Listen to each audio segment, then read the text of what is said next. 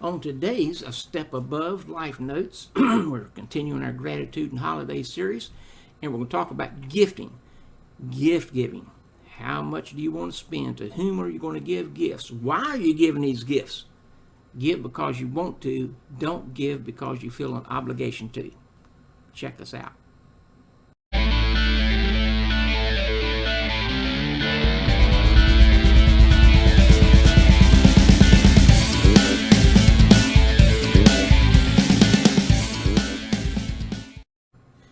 Well, thank you for joining us today on A Step Above. Our Life Notes series today is on gratitude in the holidays, and we'll talk about gifting. I'm looking out at the beautiful view of the golf course out our backyard. Man, I'm loving it down here. What a fantastic place. So let me get on. So we're going to talk about gift giving. How much you're going to spend. Who are you buying for? Why are you buying for that person? Don't give because you feel like you have to. Give because you want to. So why are you giving these gifts?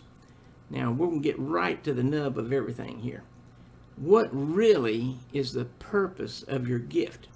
Okay, giving to have meaning, it's because you want to give to someone. Not because you're going to get something out of them, or you're going to curry favor with them, or, giving is a privilege and an honor. At least that's the way I feel. Now, to whom do you give? Okay, this will be one person, a group, a whole bunch of people, family, friends, co-workers, bosses, employees, next door neighbors. It just depends on your sphere of influence. Who is in your global path that you feel you would like to gift them in some way.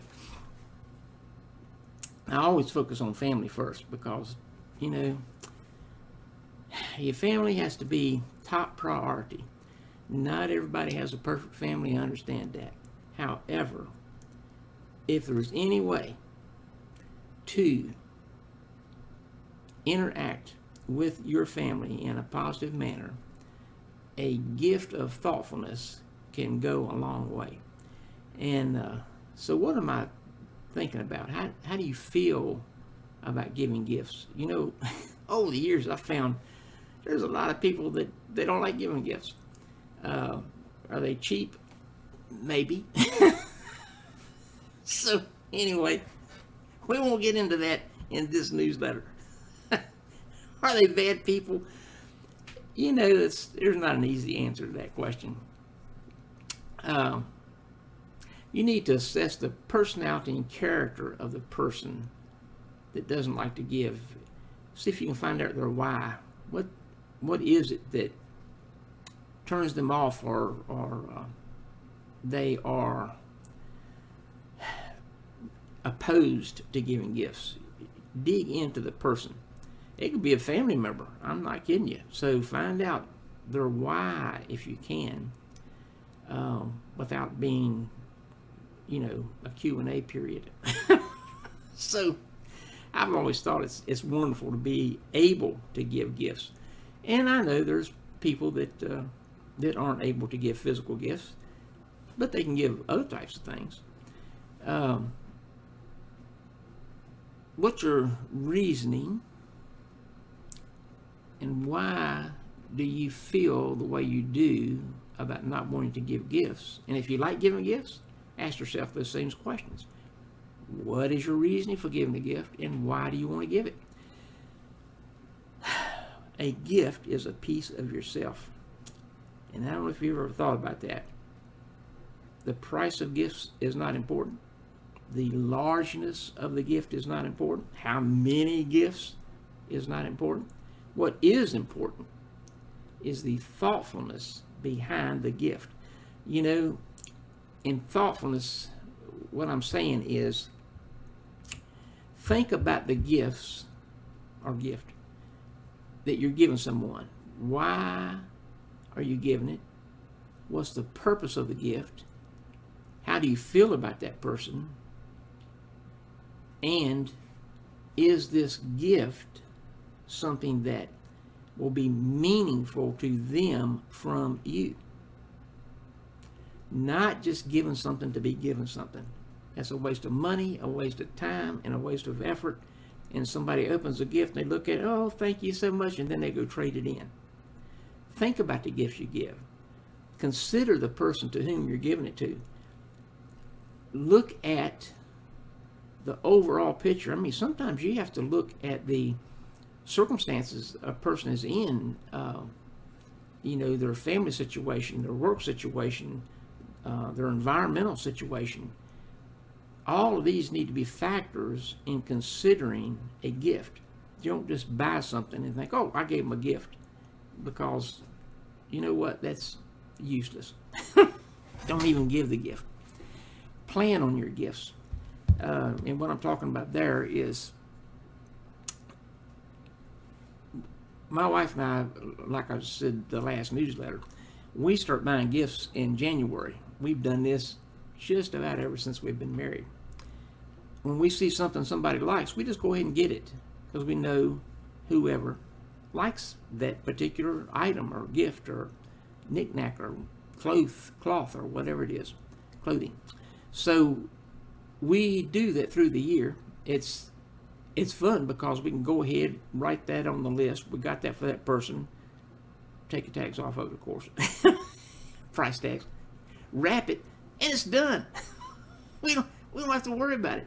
Do that in January. When Christmas rolls around, man, we just pick up the packages, take them to wherever they got to go. So it's way easier. Also, you need to set aside money. I believe I touched on this. The amount of money that you can spend on each person, family first, then others. If you take the money that you've got for family and there's not enough money to get your co-workers or a friend or boss or employees a gift, well, what am I going to say? You put family first. Now, I'm not saying overindulge the family. When I had my companies, I always bought things for my employees, but I planned for that. I planned about how much I was going to spend around Thanksgiving and Christmas, and that's what I spent. So this season is spectacularly busy. I mean, really busy. People work their jobs. They may rush by a store to get something, then they rush home and they prepare dinner, then turn around and rush out the door because they've got to go Christmas shopping. So that's not a fun way to live. I just got to tell you,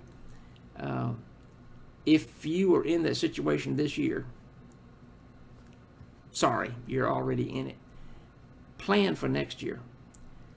Immediately after Christmas, there's all sorts of deals, of course, because the retailers are trying to flesh out the year so they have good numbers at the end of the year. And so they're trying to move merchandise because, number one, they don't want to be held with it for the next turnover, the next season.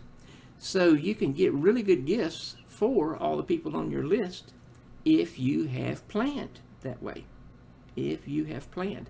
My dad, the company he used to work for, they had a Christmas club. And you could take $25 a week, or $50, whatever it is, but $25 a week out of your pay, put it into this Christmas club, and when Christmas rolled around, there's $1,200 to spend on Christmas gifts. So anyway, my time is up. That's what the timer said. Go to my site, www.patreon.com/a-step-above. Become a gold member. For $9 a month, you get 5 decades of all the conferences, workshops, seminars, books I've read, audios I've listened to, videos I've seen. Whew, a lot of stuff. And I continue to read and look at videos and go to conferences and seminars and workshops so I can improve myself, so I can be of better service to all of you out there. Make it a super Thanksgiving, which is just in a couple days, and enjoy yourself and enjoy this time with family.